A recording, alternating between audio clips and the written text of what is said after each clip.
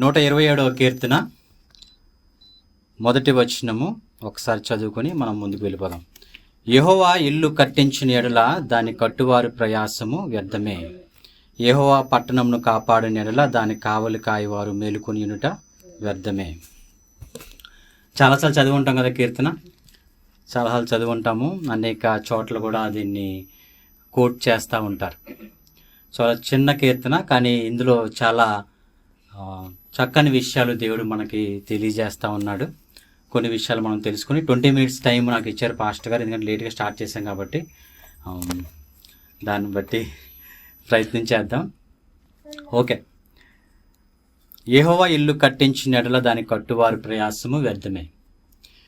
Unless the lord builds the house దగ్గర ఆ ప్లేస్లో మనం ఒకవేళ మన కెరీర్, మ్యారేజ్, ఫ్యామిలీ, బిజినెస్ ఇవి పెట్టుకుంటే మనము ప్రతి ఒక్కరం ఏదో ఒకటి కట్టుకుంటూ ఉంటాం. Something we will be building in our life. Career build చేసుకుంటాం, ఇల్లు కట్టుకుంటాం, లేకపోతే మ్యారేజ్కి రెడీ అవుతూ ఉంటాము, పిల్లల్ని సిద్ధపరుస్తూ ఉంటాం, పిల్లల కాలేజ్కి, అలాగే తర్వాత స్కూల్స్, తర్వాత వాళ్ళు పై చదువులకి, ఏదో ఒక విధంగా మన జీవితంలో ప్రతి ఒక్కరము we will be building something. ఏదో ఒకటి మనం కట్టుకుంటూ ఉంటాం. అది కెరీర్ కావచ్చు, లేకపోతే ఏదైనా కావచ్చు, ఫ్యామిలీ విషయంలో కానీ లేక ఆరోగ్యపరంగా మనం కట్టుకుంటూ ఉంటాం. ఇక్కడ మనకు చాలా క్లియర్గా ఉంది కీర్తనలో ఏంటంటే మనం ఏదైతే కట్టుకుంటా ఉన్నామో అందులో దేవుడు లేకపోతే అది వ్యర్థమే. It is vain. అది వ్యర్థం అన్నమాట. చాలామంది పెద్ద పెద్ద ఇల్లులు కట్టుకుంటూ ఉంటారు కదా, జూబిలీస్ ఆ పరిసర ప్రాంతాలు ఎప్పుడు వెళ్ళారా? నేను కొత్తగా హైదరాబాద్ వచ్చినప్పుడు బై సెలబ్రిటీస్ అందరూ కూడా ఈ జూబిలీస్ ఇక్కడ ఉంటాయని చెప్పి అటువైపు వెళ్ళి రౌండ్లు వేసేవాళ్ళు అనమాట. ఎవ్రీ సాటర్డే సండే ఈవినింగ్స్ ఉంటాయని. చాలా పెద్ద పెద్ద ప్యాలెస్ లాగా హౌసెస్ ఉంటాయి, కానీ చూస్తే ఎవరు కనిపించరు. No one will be there. ఎంతో డబ్బు సంపాదించి వాళ్ళు ఎన్నో కోట్లతో ఇల్లు కడతా ఉంటారు. అలాగే కేరళ ఎప్పుడు వెళ్ళారా? పెద్ద పెద్ద హౌసెస్ ఉంటాయి, కానీ ఎవ్వరు ఉండరు అనమాట. చాలా బౌండరీ వాల్స్ చాలా దూరంగా ఉంటాయి, గార్డెనింగ్ ఉంటుంది, కానీ అందరూ కూడా ఎక్కడో సెటిల్ అయిపోయి ఉంటారు. లేకపోతే ఉంటే ఓల్డ్గా వాళ్ళ పాపం మమ్మీయో లేకపోతే అమ్మమ్మో నానమ్మో ఉండిపోతారు. వాళ్ళకి ఒక ఆయం ఉంటుంది. అదంతా కూడా అక్కడంతా ఎవరు అనుభవిస్తారు? అక్కడ పాలేర్లు, పనివాళ్ళు, ఏంటి ఆ వాచ్మ్యాన్లు చక్కగా అనుభవిస్తూ ఉంటారు. నాకు చూసినప్పుడు అబ్బా వాళ్ళ లైఫ్ బాగుంది అనిపిస్తుంది. వీళ్ళేమో ఎక్కడో ఎన్ఆర్ఐ అని చెప్పి బయట ఎక్కడో దూరంగా ఉంటారు, కానీ అక్కడ ఉన్నవాళ్ళు వాళ్ళదే లైఫ్ ఇంకా అంత గల్ఫ్ కంట్రీస్లో ఉంటారు. అక్కడ ఉన్న పని వాళ్ళదే అంతా, వాళ్ళదే మొత్తం అనుభవించేదంతా. దేవుడు మనము కట్టడము ఏదైతే ఉందో what we are building in our life, అది ఏదైనా కావచ్చు, బిజినెస్ కావచ్చు, ఉద్యోగం కావచ్చు, మన పిల్లల భవిష్యత్తు కావచ్చు, మన లైఫ్ కావచ్చు, అందులో దేవుడు లేకపోతే మనం దాన్ని అనుభవించలేం. That's what this verse says. అది వ్యర్థమే. అది ఏదైనా కావచ్చు మన జీవితంలో. సొలొమోను రాశాడు ఈ కీర్తన. దావీదు కుమారుడైన సొలొమోను రాసిన కీర్తన. ఈ కీర్తన రాసిన సొలొమోను ఎంతో గొప్ప మందిరాన్ని కట్టాడు. గుర్తుంది కదా, సొలొమోను ఎంత గొప్ప మందిరం కట్టాడు. అప్పటి వరకు మందిరం లేదు దేవునికి, గుడారాల్లో ఉండేవారు. అప్పుడు దావీదుకి ఆ కోరిక వచ్చింది. ఎప్పుడైతే టర్బనాకిల్ ఎప్పుడైతే తీసుకుని వచ్చారో ప్యాలెస్లోకి, దేవుడు ఎందుకు గుడారాల్లో ఉండాలి, నేను రాజుగా ప్యాలెస్లో ఉన్నాను కదా, నన్ను దీవించిన దేవుడు ఎక్కడెక్కడ ఉండడం ఏంటి బయట, ఆయన ఒక గొప్ప మందిరంలో ఉండాలని చెప్పి మందిరం కట్టాలని ఆశపడ్డాడు దావీదు. కానీ దావీదుకి దేవుడు ఆ అవకాశం ఇవ్వలేదు, ఆ పర్మిషన్ ఇవ్వలేదు. ఎందుకంటే నువ్వు అనేక యుద్ధాలు చేసావు, నీ చేతులు రక్తంతో నిండిపోయి ఉన్నాయి కాబట్టి ఆ రక్తంతో నిండలేని చేతుల ద్వారా మందిరం కట్టబడాలని దేవుడు నిర్ణయం తీసుకొని ఆ అవకాశం దావీదు కుమారుడైన సొలొమోనుకి ఇచ్చాడు. ఎక్కడ ఇది మనం చూస్తాము అంటే మొదటి రాజుల గ్రంథము, త్వరగా తీసేద్దాం. మొదటి రాజుల గ్రంథము 6వ అధ్యాయంలో నేను త్వరగా చదువుతాను. అయితే ఇశ్రాయేలు ఐగుప్తు దేశం నుండి బయలుదేరి వచ్చిన 480వ సంవత్సరం మందు, అనగా సొలొమోను ఇశ్రాయేలును ఏలిన 4వ సంవత్సరం మందు, జిప్ అను 2వ మాసమున అతడు యెహోవా మందిరమును కట్టన ఆరంభించెను. ఈ started to build the temple of God. అప్పుడు స్టార్ట్ చేశాడనమాట. ఎందుకు స్టార్ట్ చేశాడంటే దేవుడు ఇచ్చాడు అవకాశం. ఏంటి, నా మందిరము సొలొమోను కట్టాలి అని చెప్పి. తర్వాత సొలొమోను మందిరం కట్టిన తర్వాత అదే గ్రంథంలో, మొదటి రాజుల గ్రంథంలో 11వ అధ్యాయము 4వ వచనం చూసినట్లయితే, అదే గ్రంథము, సొలొమోను వృద్ధుడైనప్పుడు అతని భార్యలు అతని హృదయమును ఇతర దేవతల తట్టు త్రిప్పగా అతని తండ్రి అయిన దావీదు హృదయం వలె అతని హృదయము దేవుడైన యెహోవా యెడల యథార్థము కాక పోయెను. This is the important verse అన్నమాట. మొదటి గ్రంథము, రాజుల గ్రంథంలో మొదటి 11వ అధ్యాయము 4వ వచనంలో. అంత గొప్ప మందిరం కట్టాడు కదా సొలొమోను, గొప్ప రాజు, అంత గొప్ప మందిరం కట్టాడు. అంత గొప్ప మందిరం కట్టిన సొలొమోను దేవుడు చాలా డైరెక్ట్గా మాట్లాడాడు సొలొమోనుతో. అలాంటి సొలొమోను దారి తప్పిపోవడం ఏంటి? అలాంటి సొలొమోను దేవుడికి వ్యతిరేకంగా జీవించడం ఏంటి? తన తండ్రి అయిన దావీదు వలె కాకుండా దేవుడికి వ్యతిరేకంగా, దేవుడికి దూరంగా జీవించాడంట. అంటే దాన్ని మనకు అర్థం చేసుకోవాల్సింది ఏంటంటే, మనము వాక్యము చెప్పేవారిగా ఉన్నప్పటికీ దేవుడితో డిస్కనెక్ట్ అయిపోయే అవకాశం ఉంది. అంతేగా, మందిరంలో ఇలా కూర్చొని ఆదివారం ఉన్నప్పటికీ దేవుడితో మనం డిస్కనెక్ట్ అయిపోయే అవకాశం ఉంది. సొలొమోనే డిస్కనెక్ట్ అయిపోయాడు. ప్రతిరోజు మనం ప్రార్థన చేసుకున్నప్పటికీ, బైబిల్ చదివినప్పటికీ మనము దేవుడిని విడిచిపెట్టి మన ఇష్టానుసారంగా మన సొంత నిర్ణయాలు తీసుకునే అవకాశము ఉంది మన జీవితంలో. సో సొలొమోనుతో దేవుడు మాట్లాడాడు, సొలొమోనుకి ఇచ్చాడు అవకాశము దేవుడి మందిరం కట్టమని. కానీ అదే సొలొమోను కొన్ని సంవత్సరాలు అయిన తర్వాత అనేక స్త్రీలు పెళ్లి చేసుకున్నాడు. ఎంతమంది? మన బైబిల్లో ఉన్న కృష్ణుడు, మన సొలొమోను 700 మంది భార్యలు, 300 మంది ఉపపత్నులు. సో 1000 మందిని పెళ్లి చేసుకుని, ఎందుకు పాడైపోయినా జాగ్రత్తగా మనం చదివితే పాపం ఏంటో, ఒక భార్య ఏమో వేరే భార్యలు చేసుకుంటాడు. అక్కడ ఉంటుంది, అక్కడ ఉన్న చుట్టుపక్కల ఉన్న దేశాల్లో గిద్యోనులు లేకపోతే మోయాబీలు ఇలాంటి వారిని చేసుకొని ఆ భార్యలు ఏం చెప్తారు, మరి ఆ భార్యకి నువ్వు దేవాలయం కట్టావు కదా, ఆ భార్యతో పాటు నువ్వు దేవాలయానికి వెళ్ళి దేవుణ్ణి స్తుతించుకుంటున్నావు కదా, మరి నేను కూడా భార్యనే కదా, మరి నాకు కూడా నువ్వు ఒక మందిరమో ఒక పూజ గదో కనీసం కట్టాలి కదా అని అంటారు కదా. తర్వాత మరి పూజ గది కట్టినప్పుడు నాతో పాటు నువ్వు కూర్చోవా అంటారు. నువ్వు మరి ఆ దేవుడికి వెళ్ళి నువ్వు పూజిస్తా ఉన్నావు, మరి నేను నమ్ముకున్న దేవుడు, నేను నమ్ముకున్న దేవతలు, నువ్వు మరి నా దగ్గరకు వచ్చి కూడా నువ్వు నాతో పాటు కూర్చోవాలి కదా.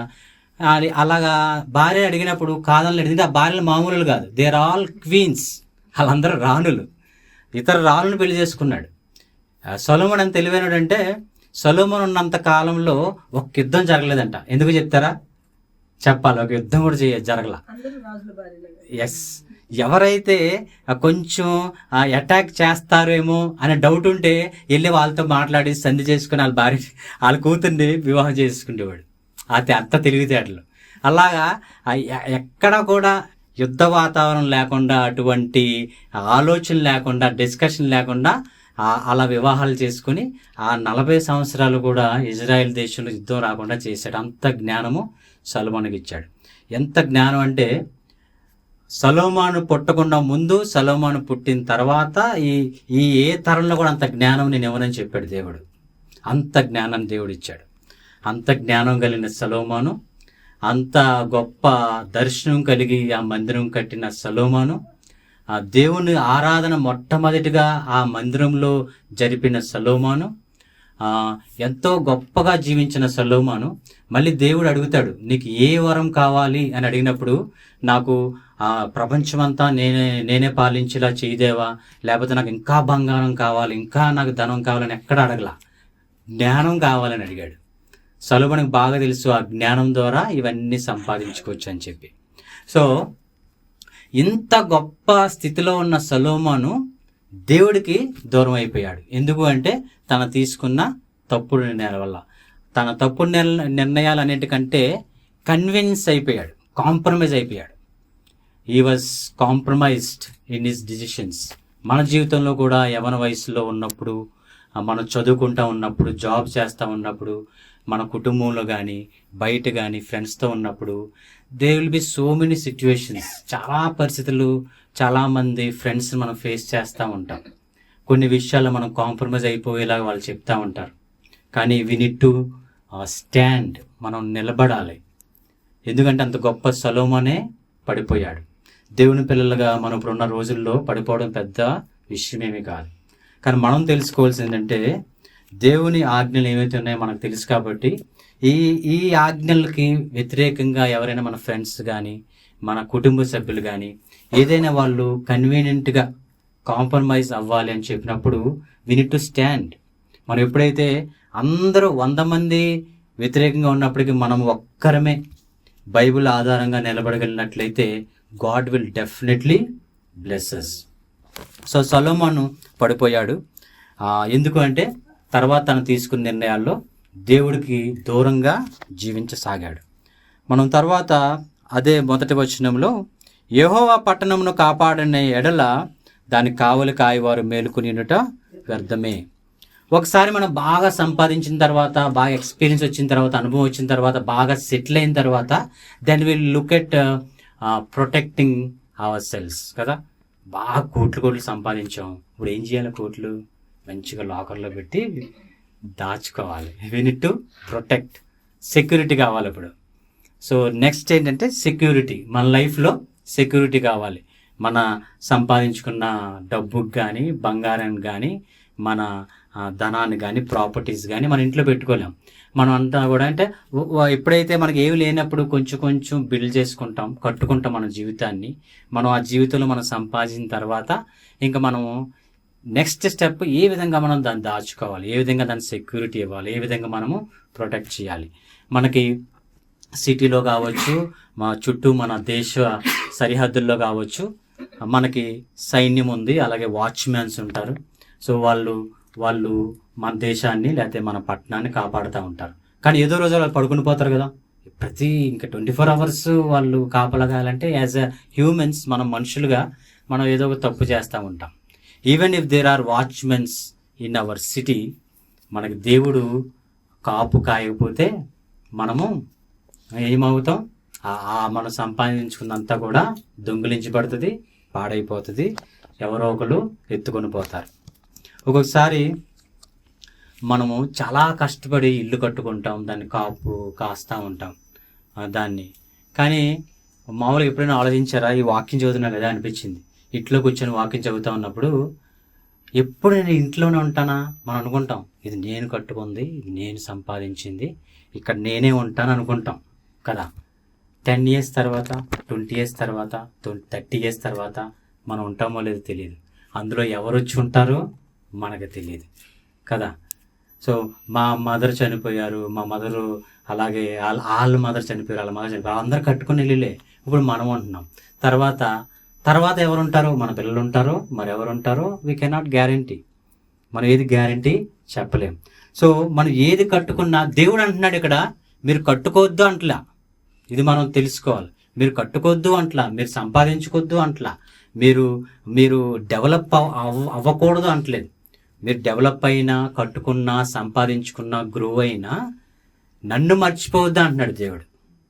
Unless God builds the house, unless God builds the church. సంఘమైనా సరే, సంఘము దేవుడికి దూరంగా కట్టేసుకుంటా ఉంటే ఈరోజు మనం చూస్తూ ఉన్నాం. చాలా సంఘాలు ఉన్నాయి, మొదట్లో వాళ్ళు చక్కగా ఉంటారు, కానీ తర్వాత వాళ్ళు దేవుడికి దూరం అయిపోతూ ఉంటారు. ఏమవుతుందంటే వాళ్ళు సొంత నిర్ణయాలు తీసుకుంటూ ఉంటారు, ఇంకా దేవుడితో సంబంధం లేనట్టుగానే వాళ్ళు జీవించేస్తూ ఉంటారు. చాలామంది పెద్ద సంఘాలు ఉన్న అందులో ప్రజలు ఉండరు, అందులో జనాలు ఎవరు వెళ్ళి చేసేది ఉండదు. పెద్ద సంఘం కనబడుతుంది కానీ అందులో బెంచెసే కనబడుతూ ఉంటాయి. పాత సంఘాలు మీరు చూసారా? పాతవి ఎన్నో గొప్ప సంఘాలు, ఎంత గొప్పగా కట్టిన సంఘాలు ఉంటాయి, కానీ అక్కడ ఆరాధించడానికి ప్రజలే ఉండరు. సో ఏంటంటే అక్కడ దేవుడితో వాళ్ళ కనెక్షను పోగొట్టేసుకున్నారు. అక్కడ ఉన్న ఆరాధించేవారు కానీ, నడిపించేవారు కానీ దేవుడితో కనెక్షన్ లేకపోకుండా ఎప్పుడైతే పెద్దగా కట్టుకున్నారో వాళ్ళు గర్వం రావడము, లేకపోతే ఏదో సమ్ రీజన్స్ వాట్ ఎవర్ అవి వచ్చిన తర్వాత దేవుడికి దూరం అయిపోవడము, వ్యతిరేకంగా నిర్ణయాలు తీసుకోవడం వల్ల ఏమవుతుందంటే ఇంకా ప్రజలు కూడా దూరం అయిపోవడము, సంఘం పెద్ద ఉన్నా ప్రజలు లేకపోవడం, కొన్ని సంఘాలేమో ప్రజలున్నా ఉండడానికి సంఘం లేకపోవడం. సో ఇలాంటివన్నీ మనం చూస్తూ ఉంటాం. సో అన్లెస్ గాడ్ బిల్స్, అది ఏదైనా కావచ్చు మన జీవితంలో, అది దేవుడు లేకపోతే అది వృధా ప్రయాసే. దేవుడు కూడా కాపాడినట్ల మనకి సెక్యూరిటీ దేవుడే. దేవుడు ఏమంటున్నాడంటే నేను నీతో పాటు కడతానంటున్నాడు. మీరు కట్టండి, I will also be there. మీరు సెక్యూర్గా ఉండండి, నేను కూడా మీతో పాటు సెక్యూరిటీ ఇస్తానంటున్నాడు. అది మనం నెహెమియా జీవితంలో చూడవచ్చు. ఒక్కసారి నెహెమియా గ్రంథం ఒకటి చదవడమా త్వరగా. నెహెమియా మొదటి అధ్యాయంలో నెహెమియా గ్రంథము 3వ వచనం. నెహెమియా ఆయన అనుభవాన్ని చెప్తున్నాడు అన్నమాట. వారు చెరపట్టబడిన వారిలో శేషించిన వారు ఆ దేశంలో బహుగా శ్రమను నిందను పొందుచున్నారు, మరియు యెరూషలేము యొక్క ప్రాకారము ప్రద్రోయబడినదని దాని గుమ్మములను అగ్ని చేత కాల్చబడినవని నాతో చెప్పిరి. 4వ వచనం. ఈ మాటలు వినినప్పుడు నేను కూర్చుండి ఏడ్చి కొన్ని దినములు దుఃఖముతో ఉపవాసముండి ఆకాశమందుల దేవుని ఎదుట విజ్ఞాపన చేసి తిని. ఎవరు ఇక్కడ ఈ మాటలు విని నేను కూర్చుని ఏడ్చాను అంటున్నారు? నెహెమియా చెప్తా ఉన్నాడు. ఎప్పుడైతే అక్కడ ప్రాకారాలు, యెరూషలేము గోడలు అన్నీ కోల్చబడ్డాయి అని విన్నాడో చాలా బాధ వచ్చిందంట. చాలా బాధ వచ్చి మొదటగా ఏం చేశాడు? కూర్చుండిపోయి ఏడ్చాడు. ఫస్ట్ ఈ క్రైడ్. తర్వాత ఏం చేశాడు? ఉపవాసం ఉండి విజ్ఞాపన చేశాడు. ఏడ్చాడు, బాధపడ్డాడు, ఫాస్టింగ్ ఉన్నాడు, తర్వాత విజ్ఞాపన చేశాడు. ఇన్ని పనులు చేశాడు. తర్వాత అక్కడ ఉన్న రాజుతో కన్విన్స్ చేసి, మనకు తెలుస్తుంది, కన్విన్స్ చేసి పర్మిషన్ తీసుకొని కావలసిన రిసోర్స్ అన్నీ తీసుకొని ఆ యెరూషలేం ప్రాంతానికి వెళ్ళి ఆ గోడ కట్టడానికి ప్రయత్నం చేశాడు, కట్టాడు. 52 రోజుల్లో ఆ యెరూషలేము ప్రాకారం అంతా కూడా కట్టేశాడు. కానీ ఆ ముందు ఏం చేశాడంటే ఎప్పుడైతే ఆ ప్రాబ్లం విన్నాడో, ఆ సెక్యూరిటీ పోయింది, అక్కడ ఆ గోడ పడిపోయింది అని వినగానే, ప్రాకారం అంతా కూడా పడద్రోయబడింది అని వినగానే చాలా బాధపడ్డాడు. దేవుని సేవకులు ఎక్కడైనా బాధపడినప్పుడు, సంఘాలు కోల్చబడినప్పుడు, దేవుని పిల్లలు దేవుడి కోసం జీవిస్తూ ఉన్నప్పుడు, ఎవరైనా వాళ్ళు హింసించినప్పుడు మరి మనకు ఆ బాధ వస్తుందా? రాటు తెలిపోయామా? We need to check. ఒక్కొక్కసారి మనకు న్యూస్ వినపడుతుంది, పలానా దగ్గర సేవకులను కొట్టారంట, జైల్లో పెట్టారంట, అక్కడ సంఘాన్ని కూల్చేశారంట, తగలబెట్టేశారంట. విన్నప్పుడు మనకు వెంటనే మన మనసు ఏం చేయాలంటే, మనం ఏం అక్కడికి వెళ్ళలేకపోవచ్చు, కనీసం అట్లీస్ట్ మనము మన హృదయంలో ప్రార్థన చేయాలి. దేవా, పలానా ప్రాంతాల్లో ఇలా జరుగుతుందంట, దయచేసి నువ్వు కాపాడు దేవా, గుర్తు చేసుకో దేవా, మనం తప్పకుండా చేయాలి. లేకపోతే మన హృదయము కఠినమైపోయిందని దానికి అర్థం. వాట్సాప్లో మెసేజ్లు వస్తూ ఉంటాయి. సో ఆ వాట్సాప్ మెసేజ్ కానీ జస్ట్ స్మాల్ సెకండ్స్లో 1 minute ప్రేయర్, దేవా కొంచెం చూడు దేవా, కొంచెం జ్ఞాపకం చేసుకో దేవా, వాళ్ళని కాపాడు దేవా. We need to pray for preachers, we need to pray for the churches. So ఇది మనం చేయాలి. సో అదే చేశాడు నెహెమియాకి అవసరం లేదు. Is in a comfortable position. రాజు దగ్గర ఉన్నాడు చక్కగా, అక్కడ అంతా మంచిగా ప్యాలెస్లో అంత లైఫ్ అనుభవిస్తూ ఉన్నాడు. ఆయనకి అవసరం ఏంటి? వెళ్ళి ఇక్కడ సెలవు పెట్టుకుని వెళ్ళి కొన్ని నెలలు అక్కడికి వెళ్ళి గోడ కట్టాల్సిన పని ఏంటి? ఈయన కాకపోతే ఇంకొకరు కడతారు కదా. కానీ ఈ టుక్ ది ఇనిషియేషన్. ఆయన ఆ పని ప్రారంభించాలని పూనుకొని ఏం చేశాడంటే బాధపడ్డాడు. సో ఈ బాధ దేవుని పిల్లలుగా మనకు కూడా కలగాలి. ఏదైనా దేవునికి సంబంధించింది ఏదైనా పాడైపోతూ ఉన్నప్పుడు, బాధ పెడతా ఉన్నప్పుడు, దాన్ని ఇబ్బంది కలగజేస్తూ ఉన్నప్పుడు ఏం చేయాలి? మనము వారి కోసము ప్రార్థన చేయాలి. ఒకవేళ అటువంటి మనసు ఒకవేళ లేకపోతే let's try to do that. We need to pray for them. తర్వాత దుఃఖముతో ఉపవాసం ఉన్నాడంట. ఉపవాసం ఉండి విజ్ఞాపన చేశాడు. విజ్ఞాపన చేసిన తర్వాత then he planned to go to Israel to build the wall. ముందుగానే ప్లాన్ చేసేలా, ముందుగానే లేదు ఇప్పుడు వెళ్ళిపోవాలి నేను అనేసి వెంటనే రాజు దగ్గరికి వెళ్ళా. ప్రార్థన చేశాడు, దుఃఖపడ్డాడు, ఉపవాసం ఉన్నాడు, కొంతకాలం వెయిట్ చేశాడు. వెయిట్ చేసి దేవుడితో మాట్లాడుకున్న తర్వాత, కొంచెం ఆయన కాన్ఫిడెన్స్ వచ్చిన తర్వాత, ప్రేరేపణ వచ్చిన తర్వాత, అప్పుడు దేవా నేను రాజుతో వెళ్ళి మాట్లాడతాను, రాజు కూడా అంగీకరించేలా చేయదేవా అని కూడా ప్రార్థన చేసి ఉండొచ్చు. వెళ్ళిన తర్వాత రాజు దగ్గరికి వెళ్ళి జస్ట్ పిటిషన్ పెట్టుకున్నాడు, నేను వెళ్తాను, అక్కడ నా ప్రజలందరూ ఉన్నారు, ఇబ్బంది పడతా ఉన్నారు, నేను వెళ్ళి అక్కడ సహాయంగా ఉంటాను, వెళ్ళి గోడ కడతానంటే వెంటనే రాజుగారు రాణిని కూడా పిలిచి వాళ్ళిద్దరు ఎదుట నిలబడి అంతా ఏంటో చెప్పమంటాడు. చెప్పిన తర్వాత వెళ్ళమంటారు. అన్ని రిసోర్సెస్ అలా ఎక్స్పెక్ట్ చేసి ఉండడు, ఎన్ని రిసోర్సెస్ ఇచ్చాడో ఇచ్చి ఆ రాజుగారు పంపించారు. సో దేవుడు బ్లెస్ చేస్తే, దేవుడు సెక్యూరిటీ ఇస్తే, when God tries to build along with our selves, మనతో పాటు దేవుడు బిల్డ్ చేస్తూ ఉంటే ఆ విధంగా బ్లెస్సింగ్ ఉంటుంది. మనము కష్టపడతాము, మనము కట్టుకుంటాము, మనం బిల్డ్ చేసుకుంటాం, డెవలప్ చేసుకుంటాం మన కెరీర్స్ కానీ ఏదైనా కానీ మనము మాత్రమే చేసుకుంటే ఎస్ మనం చేయొచ్చు, ఒక స్థితికి వెళ్ళొచ్చు. కానీ అదే దేవుడితో పాటు మనం కట్టుకుంటే, దేవుడే మనతో పాటు కలిసి మనకు రక్షణగా ఉంటే, దేవుడు మనతో పాటు సెక్యూరిటీ పెడితే ఇంకా అది మనం ఏంటంటే సంపూర్ణంగా అనుభవించే వారిగా ఉంటాం. అందుకే మనం 2వ వచనం చూడొచ్చు. మీరు వేకువన లేచి చాలా రాత్రి అయిన తర్వాత పండుకొనుచు కష్టార్జితమైన ఆహారము తినుచుండుట వ్యర్థమే. చూసారా, పొద్దున్నే లేచి తర్వాత లేట్ నైట్ వరకు కూడా మీరు ఎంత కష్టపడినా కూడా మీ కష్టార్జితము ఆహారం మీరు తినలేరు అంటాడు. అది ఎంత నిజము మనకు తెలుసు. ఒకసారి మనం దాన్ని గుర్తు చేసుకుంటే చాలామంది లైఫ్స్ ఒకసారి చూస్తే మనకు అర్థమవుతుంది. వాళ్ళు ఎంత కష్టపడినప్పటికీ వాళ్ళు కష్టార్జితము వాళ్ళు అనుభవించలేరు. సో మన కష్టార్జితము మనము అనుభవించాలన్నా, మన పిల్లలు అనుభవించాలన్నా అందులో ఎవరు ఉండాలి? దేవుడు ఉండాలి. So whatever we are building, God should be there. Whatever the security we have, God should secure us. And అలాగే 2వ వచనము, తన ప్రియులు నిద్రించుండగా ఆయన వారికి ఇచ్చుచున్నాడు. ఆయన ప్రియులు, ఆయనకి ఇష్టమైన వారు పడుకున్నప్పుడు కూడా వారికి బ్లెస్ చేస్తూ ఉంటాడు. ఎప్పుడైనా ఇటువంటి ఒక సంఘటన కానీ మీ జీవితంలో గుర్తుందా? ఎంతో కాలం ప్రార్థన చేసి సరేలే ఇంకా దేవుడు ఎప్పుడిస్తే ఇచ్చేడులే అని చెప్పి మనము వదిలేసిన తర్వాత one fine day God will give that answer. ఎప్పుడైనా ఉందా? ఎస్. సో దేవుడు, మనం ప్రార్థన చేసి వదిలేసిన తర్వాత మనం మర్చిపోతాం, కానీ దేవుడు మర్చిపోడు.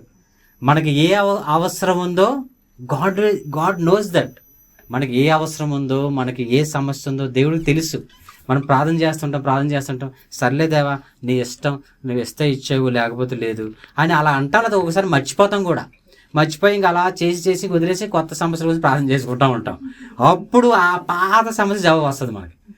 So I face this kind of things చాలాసార్లు నేను కూడా అనుభవించాను. అబ్బాయి ఏంటి దేవా ఇప్పుడు ఇచ్చేవా, కానీ కరెక్ట్ టైంకి ఇస్తాడు మళ్ళీ. ఎప్పుడైనా చూసారా? ఎగ్జాక్ట్ టైం, భలే టైం, అది పర్ఫెక్ట్గా ఉంటుంది టైము. ఆయన ఇచ్చే టైం ఏంటంటే నిజమే. నేను ప్రార్థన చేసినప్పుడు కానీ నాకు అప్పుడు ఇచ్చుంటే అప్పుడు పెద్ద యూజ్ ఉండదేమో, కానీ ఇప్పుడు మాత్రం భలే టైంకి ఇచ్చేదేవా అనిపిస్తుంది. నేను ఈ మాట అనుకున్నాను, భలే ఇచ్చేదేవా అనిపిస్తుంది నాకు. ఈ మాట నేను చాలాసార్లు అనుకున్నా ప్రార్థన జీవితంలో. బట్ గాడ్ ఏంటంటే తన ప్రియులు నిద్రించుండగా ఆయన వారికి ఇచ్చుచున్నాడు. 3వ వచనం తర్వాత ఇంక అయిపోయింది. 3, 4, 5 ఒకటే ఇంకా కుమారుల గురించి. కుమారులు యెహోవా అనుగురించి స్వాస్థ్యము, గర్భఫలం ఆయనకి ఇచ్చే బహుమానమే. ఇది మనకు తెలిసిందే. సో యవ్వన కాలం ముందు పుట్టిన కుమారులు బలవంతుని చేతిలో బాణం వంటి వారు, వారితో తన అంబుల పోది నింపుకుని వాడు ధన్యుడు. అటువారు సిగ్గుపడకు గుమ్మములో తమ విరోధులతో వాదించదురు. ఈ లాస్ట్ ఒకటి చెప్పేసి ముగించేస్తా. అన్న గుర్తుందా? Let's remember Hannah. ఇక్కడ మనం హన్నాను గుర్తు చేసుకోవాలి. హన్నా ఏంటంటే నాకు పిల్లలు లేరు అని బాధపడతా ఉన్నప్పుడు దేవుడు పిల్లల్ని ఇచ్చాడు. పిల్లల్ని ఇచ్చిన తర్వాత ఏం చేసింది హన్నా? ఉంచేసుకోవాలా, మళ్ళీ తిరిగి దేవుడికి ఇచ్చేసింది. ఆ బాబు పేరేంటి? బాబు పేరేంటి చెప్పాలి? Back bench Samuel, English medium Samuel. So Samuel ఏం చేశాడు? Samuel is a great prophet. గొప్ప ప్రవక్తను కన్నది ఆమె. గొప్ప న్యాయాధిపతి. రాజులను అభిషేకించాడు, సౌల్ని అభిషేకించాడు. 40 సంవత్సరాలు పరిపాలన చేశాడు. సౌలు ఎలా ఉన్నప్పటికీ 40 years ఈ రూల్డ్ ఇజ్రాయెల్. అలాగే దావీద్ 40 years రూల్ చేశాడు. తర్వాత సొలొమోన్ వచ్చాడు అనుకోండి. బట్ ఏంటంటే ఆయన అనాయింట్ చేసింది, ఈ అనాయింటెడ్ 2 kings, 2 టాప్ అనమాట. ఇజ్రాయెల్లో గొప్ప రాజులు ఎవరైనా అంటే వీళ్ళిద్దరు అందరిలో. సో వీళ్ళిద్దరిని కూడా సమూయేలు అభిషేకించాడు. అటువంటి కుమారుని కన్నది హన్నా. ఎందుకు? ఆమె తిరిగి ఇచ్చింది. ఈమె ఒకవేళ కానీ పెంచుంటే అసలు ఆ సమూయేలు ఎవరో తెలియకపోదునేమో కదా. దేవుడికి ఇచ్చింది కాబట్టి ఆ సమయంలో అంత గొప్ప ప్రవక్త అయ్యాడు. ఈ anointed greatest Kings in Israel history. తర్వాత హన్నాకి పిల్లలు పుట్టారా? 4 అనుకుంటా పాస్టర్ గారు, 4 అనుకుంటా ఇంచుమించు. వాళ్ళ పేర్లు మనకు గుర్తే లేవు. వాళ్ళ హెరిటేజ్ మనకు తెలుసా? అంటే వాళ్ళ వారసత్వం తెలుసా? వాళ్ళు ఏమయ్యారో తెలుసా? ఆ పిల్లల పేర్లు జస్ట్ మెన్షన్ చేసి ఉంటాయి బైబిల్లో. పేర్లు కూడా ఉన్నాయో తెలియదు, కానీ పిల్లలు ఎంతమంది, 2 కుమారులు అని ఉంటుంది అంతే. వాళ్ళ అడ్రస్ తెలియదు. Nobody mention in the Bible. వాళ్ళు ఏమైపోయారో తెలియదు. వాళ్ళు కూడా అన్న పిల్లలే కదా పాపం. What is that partiality? But she gave her he's eldest sun to God. మనం కూడా పిల్లలు లేనప్పుడు చాలామంది ప్రార్థన చేయమంటారు పాస్టర్ గారి దగ్గరికి వచ్చి, సంఘాలకు వచ్చి అడుగుతూ ఉంటారు. ఏమనంటే పిల్లలు లేదు పాస్టర్ గారు, నేను గొడ్రాలుగా మిగిలిపోకుండా నా కోసం ప్రార్థన చేయని అంటారు. పిల్లలు పుడితే నేను మందిరంగా ఇచ్చేస్తాను, నేను సేవకి ఇచ్చేస్తాను అంటారు. పిల్లలు పుట్టిన తర్వాత వాళ్ళు కనిపించరు. పాస్టర్ గారు తర్వాత ఒక పాస్టర్ గారు 2 minutes పర్లేదు లేట్ అని ఏమనుకోకండి. ఒకసారి అంటే పాస్టర్ గారు ఒక ఆమె ప్రార్థన చేయమందంట. పిల్లలు లేరు ప్రార్థన చేయండి అంటే పాపం ప్రార్థన చేసాడంట. అందరు సంఘం అంతా ప్రార్థన చేసేదట. చేసిన తర్వాత పిల్లలు పుట్టారంట. పుట్టిన తర్వాత సంఘం రావడం మానేసిందట. పాపం పిల్లలు పుడితే ఎంత బిజీ కదా మనకి, పిల్లల్ని ఎత్తుకోవడం, ఆడించడం, వాళ్ళు ముడ్డు కడగడం అన్నీ ఉంటాయి. మా పాప కూడా ఈరోజు వామిటింగ్స్, అలాగే మోషన్స్, ఇంకా ఈ మార్నింగ్ నుంచి ఇదే తంతులో ఉన్నా నేను, మా భార్య. ఆ తర్వాత ఏమైందంటే ఇంకా పాస్టర్ గారు ఫోన్ చేసేసరికి ఇంకా అసలు యాక్చువల్గా ఉండిపోదాం అనుకున్నా కానీ, బట్ ఎనీవే చేసేసరికి ఇంకా వాళ్ళు పెట్టేసి వచ్చారనమాట. సో ఇంకోటి ఏంటంటే ఆ సంఘంకి వచ్చే ఆమె ఎప్పుడైతే ప్రార్థన చేయమందో పిల్లలు పుట్టిన తర్వాత బాబు పుట్టాడంట, సంఘం రావడం మానేసిందంట. తర్వాత ఎప్పుడో ఒక 4 years తర్వాత కనిపించిందంట పాస్టర్ గారికి. అప్పుడు సెకండ్ ప్రెగ్నెంట్ అయ్యి కనిపించిందంట. ఏమమ్మా నువ్వు ప్రార్థన చేయమన్నావు, ప్రార్థన చేస్తేనేమో పిల్లలు పుడితే వస్తానన్నావు అంటే, పాస్టర్ గారు ప్రార్థన చేశారు, నాకు గర్భం వచ్చేసింది, పిల్లోడు కూడా పుట్టేశాడు, ఇప్పుడు సెకండ్ ప్రెగ్నెంట్ పాస్టర్ గారు, అది అయిన తర్వాత వస్తానంట. పాపం ఆయన ప్రార్థన చేసిన తర్వాత ప్రార్థన చేయించుకుంటే మళ్ళీ కనిపించడం మానేసింది. ఏదో అనుకోకుండా రోడ్డు మీద కనబడితే అప్పుడు వస్తానందంట. సో అలాగా మనం ప్రార్థన చేసి